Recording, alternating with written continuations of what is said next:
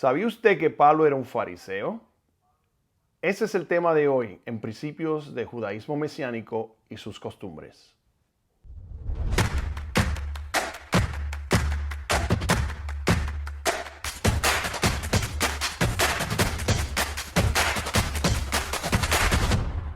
Una vez más, bienvenidos a otro segmento de ¿Sabía usted? El programa cuyo propósito es despertar y traer a la luz los fundamentos mesiánicos de nuestra fe. Antes de entrar de lleno en el tema de hoy, quisiera explicar cómo un método de control que lleva a abuso espiritual es conocido a veces como legalismo. Así que vamos a explicar primero qué es legalismo. Legalismo puede ser definido también como abuso o control espiritual. Es una forma de maltratar o controlar a una persona que está en necesidad, que necesita ayuda, apoyo y desarrollo en su vida espiritual, que resulta debilitándola y haciéndola dependiente al líder, detiene su desarrollo en el final. Así que si miramos abuso o control espiritual como una forma de legalismo, puede ser como un tipo de característica y conducta, hablando en términos bíblicos, que puede ser atribuido a un escriba, a un saduceo, a un fariseo y también a todo aquel que se tome semejante actitud y utilice para su beneficio este control. Este control puede aplicarse a cualquier persona que tenga una posición de influencia sobre otros. Esta es la forma en que el legalismo es un mecanismo de control. Creo que esto es necesario saber para poder aclarar un concepto errado que existe en seguir la Torá y sus enseñanzas como guía a nuestras vidas y la manera que se le ha descrito por muchos años la separación que tenemos de nuestras raíces de la fe. Desgraciadamente, este concepto se ha perpetuado por mucho tiempo y es una forma de antisemitismo que continúa hasta el día de hoy.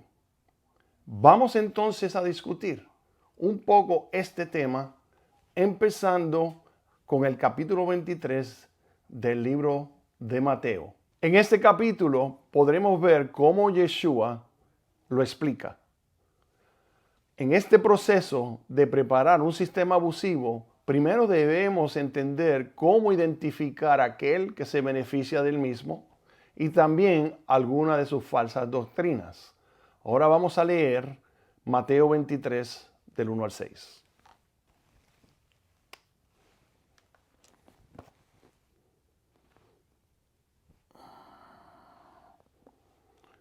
Empezando con el versículo número 1.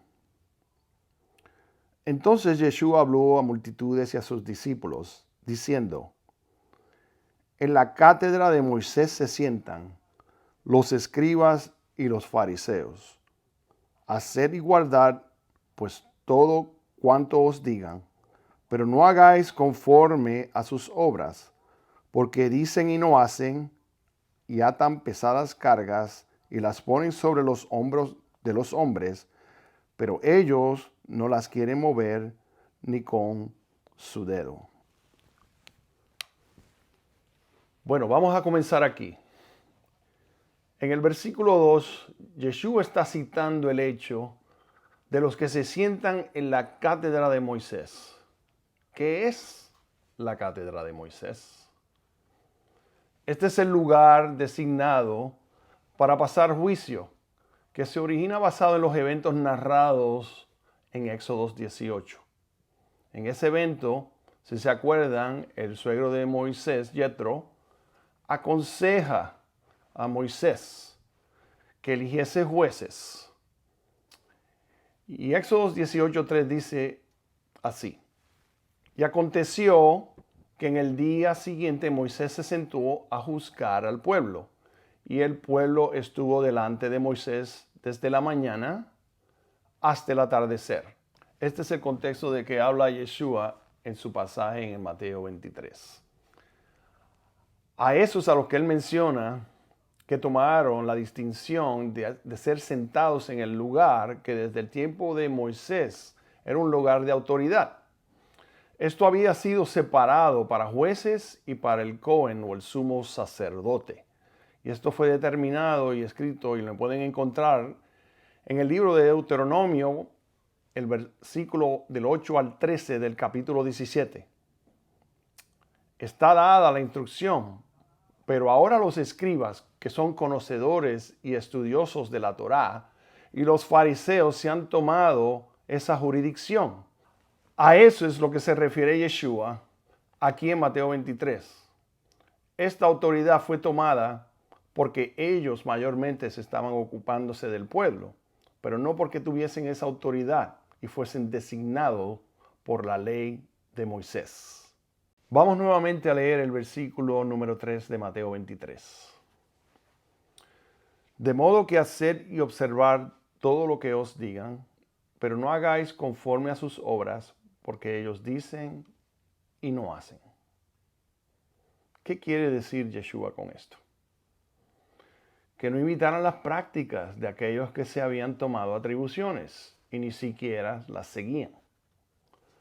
Este es el sistema que Yeshua vino a ponerse, un sistema abusivo, con un enfoque a sus líderes y no a la palabra y a sus instrucciones, motivado por satisfacer los deseos de esos líderes mientras utilizan la Torá de Moisés y la sacaban fuera de su contexto para su beneficio, creando un peso insostenible en el pueblo, como le explica aquí en el versículo 4. Atan cargas pesadas y difíciles de llevar y las ponen sobre las espaldas de los hombres, pero ellos ni con un dedo quieren moverlas. Estas son las características de aquellos que el Mesías Yeshua vino a corregir y a señalar, pues ponían estos yugos sobre el pueblo. Muchos de nosotros, que el Eterno nos ha dado la oportunidad de entender muchos de estos conceptos y enseñanzas que fueron mantenidas ocultas e ignoradas por mantener algún estatus religioso, hemos sido acusados y perseguidos por ahora practicarlas adecuadamente y hacerlo de una manera más cerca a su raíz. ¿Por qué? Por una mala interpretación de los términos hallados con nuestras traducciones o por unas posturas teológicas. También a muchos se nos ha sido acusados de fariseos como motivo de insulto, generalizando su significado y en teologías que tienden a tener mayormente una raíz antisemita. Si también podemos ver aquí aquellos que entre ellos practicaban con hipocresía, entonces era Pablo un hipócrita. Por una mala interpretación de los términos hallados en nuestras traducciones y posturas teológicas. También a muchos se nos ha dicho y no se nos ha llamado fariseo, como motivo de insulto basado en tener una información inadecuada, generalizando su significado y en teologías de raíz mayormente antisemitas. Sí, también podemos ver aquí aquellos que entre otros practicaban con hipocresía. Entonces, le pregunto yo, ¿era Pablo un hipócrita? Así que hoy queremos usar el ejemplo del venerado apóstol Pablo para traer a la luz lo que es la realidad. ¿Qué es un fariseo? Fariseos llamados perushim son aquellos que eran llamados los separados o los separatistas.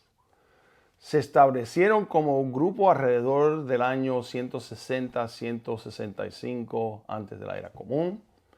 Los fariseos eran aquellos eruditos de la ley de Moisés que trataron de enseñarle al pueblo que se podía adorar a Hashem fuera del sistema del templo de Jerusalén, en medio de la oración, estudio y de las obras. Creen en la resurrección, creen en los ángeles y creen en el Ruach HaKodesh o el Espíritu Santo. A diferencia de los saduceos, que era el grupo que controlaba el sacerdocio, del templo y tradicionalmente el liderazgo del pueblo. Ellos solo se mantenían en la ley de Moisés, no creían en la inmortalidad del alma ni en el Espíritu Santo. Interesante. La pregunta es, ¿cómo podemos describirnos a nosotros mismos en nuestra fe? ¿Es usted un fariseo o un saduceo? ¿Quiénes son los fariseos? Una enseñanza de la ley conocida y antigua como la Baraita enumera 7 clases de fariseos, de los cuales 5 consisten de excéntricos o hipócritas. El primero se le conoce como el fariseo del hombro, que lleva, por así decirlo, sus buenas acciones ostentosamente sobre su hombro. El segundo tipo de fariseo es el fariseo que espera un poco. Este fariseo se tarda en hacer un mandamiento, analizándolo y analizando sus resultados antes de hacerlo. El tercer tipo de fariseo es el fariseo conocido como el fariseo magullado. Este evita mirar a una mujer y corre contra la pared para lastimarse y sangrar para que otros lo vean. El cuarto tipo de fariseo es conocido como el fariseo del mortero. Este camina con su cabeza baja y parece un mortero, como señal de aparente humildad. El quinto tipo de fariseo es conocido como el fariseo calculador. Es aquel que mide lo que va a hacer para contrarrestar sus negligencias. El sexto tipo de fariseo es el fariseo temeroso de Dios. Y ese se le compara a alguien como a Job, alguien temeroso de Dios. El séptimo tipo de fariseo es el fariseo amante de Dios. Es amante de Dios a la manera del padre Abraham. Estos son los 7 tipos de fariseos que encontramos descritos aquí en esta enseñanza rabínica.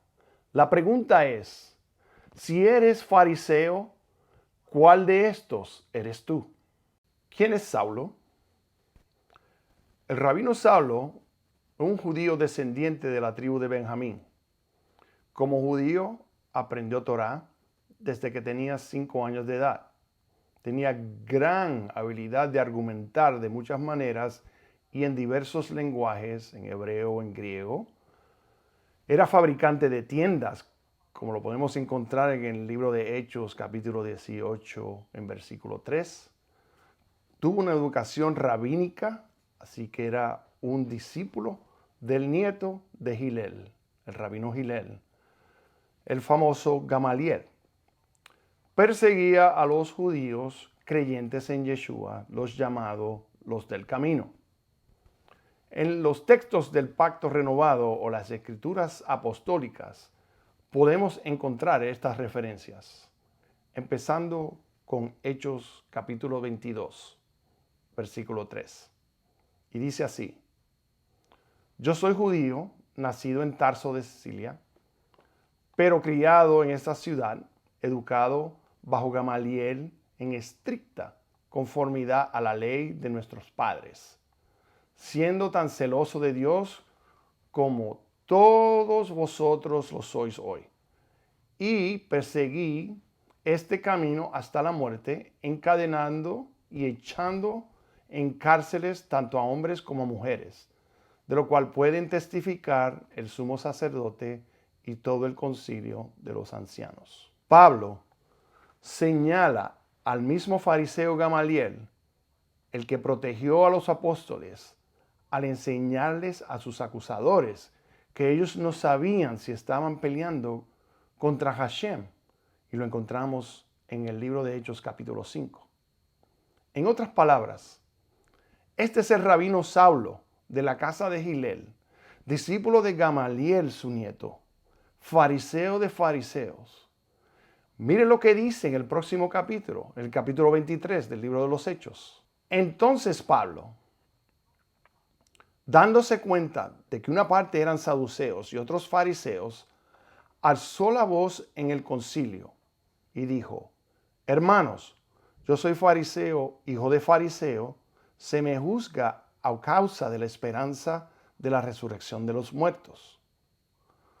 Si Pablo o Saulo ahora no era más fariseo porque había recibido a Yeshua, ¿por qué miente aquí frente al concilio de Jerusalén?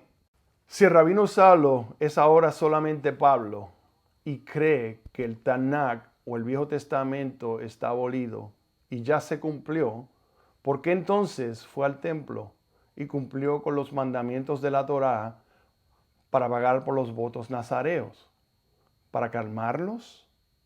No, pues esto para él también era muy costoso hacerlo, sino para no dejar ninguna duda que las murmuraciones referentes a él eran equivocadas.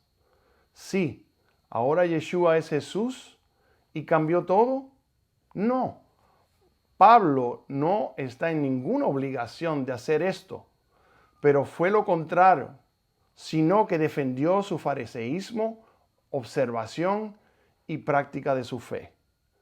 No comparto la opinión de aquellos que toman pasajes como los encontrados en Filipenses 3, del 3 al 9, en la que vemos la forma en que el apóstol usa una metodología en su carta para provocar a los hermanos en esa comunidad a ver, ilustrar la importancia del Mesías Yeshua sobre todas las cosas, y toman esto para decir que ya Pablo no es judío ni sigue la Torá. Hermanos, esto no tiene sentido, pues podríamos hacer lo mismo de forma contraria y contradecir su posición dada en Filipenses usando la carta de Romanos en el capítulo 3. Este es uno de los problemas que existen cuando no entendemos el contexto de estas cartas o escrituras y hacemos una mala exégesis o explicación y no utilizamos la hermenéutica adecuada para la interpretación de las mismas.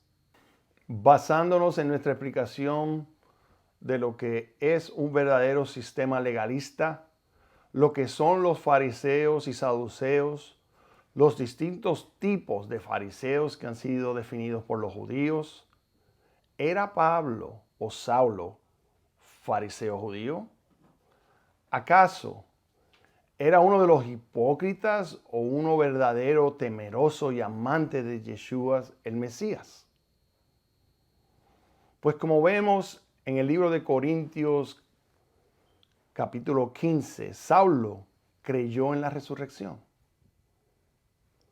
En Filipenses capítulo 2 y en Primera de Corintios también encontramos que Saulo creyó en la divinidad del Mesías Yeshua. Y en el libro de Tesalonicenses y en el libro de Romanos encontramos también que Saulo o Pablo creyó en el poder del Ruach HaKodesh o el Espíritu Santo. Así que como podemos ver, Pablo era un verdadero fariseo, un apóstol con la encomienda de ir a las naciones y de llevar la Torá y las enseñanzas del Mesías. Ahora, le puedo decir a usted que usted sabe el resto de la historia. Shalom.